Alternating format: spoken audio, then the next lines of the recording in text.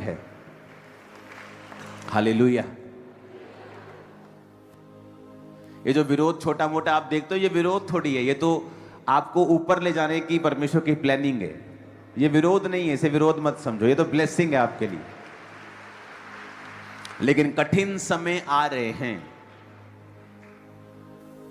कलीसिया को ये बात मैं 2000 जब 15 16 से 14 से बताता आ रहा था, ये आपको तैयारी करनी है। उसके बाद कोविड आया, फाइनेंशियल कंडीशन सेम नहीं रही लोगों की। उसके बाद फिर मैं आपको बता रहा हूं, आपको ऐसा सिस्टम बनाओ कि आपके पास जो नेचर है उससे जुड़ने का कुछ ना कुछ आपके पास साधन हो। सेविंग करो, कुछ करो।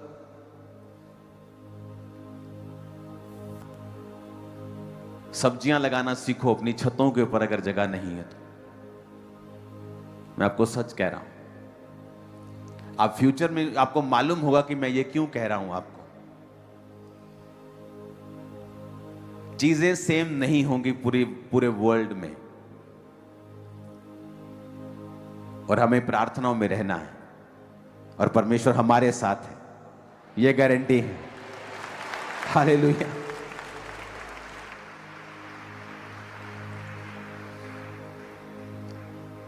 और परमेश्वर आने की तैयारी कर रहा है। मैं आपको बता रहा हूं, वेरी सून, बहुत जल्दी, जितने तरीके से, जितनी तेजी से हालात बदल रहे हैं, आपको मालूम होगा कि युद्ध कहां हो रहा है, लेकिन आपकी रसोई में उसका फर्क पड़ रहा है। आपको सिलेंडर नहीं मिल रहे हैं। अगर और बुरा युद्ध हो जाए तो तेल मिलना भी बंद हो सकता है लोगों के लिए, क्योंकि वहां से वो निकलती हैं चीजें, तो लोगों के पास शॉर्टेज हो सकती है। पूरा बंद नहीं हो सकता, क्योंकि अब बहुत सारी जगहों से ये आता है। लेकिन हमें प्रार्थनाओं में रहना है, और आपकी प्रेयर से हम भी सुरक्षित रहेंगे, ये देश भी सुरक्षित रहेगा। आमीन। और दूसरा, आपको ये बात दिमाग में रखनी है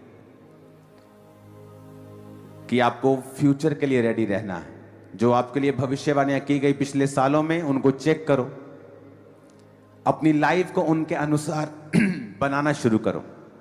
अगर आप नहीं बनाएंगे, आपको फिर मालूम होगा कि ये बातें हमें 10 साल से बताई जा रही हैं, 12 साल से हमें ये बातें बताई जा रही, 15 साल से बताई जा रही, लेकिन हम ही ने इन बातों पर ध्यान नहीं दिया।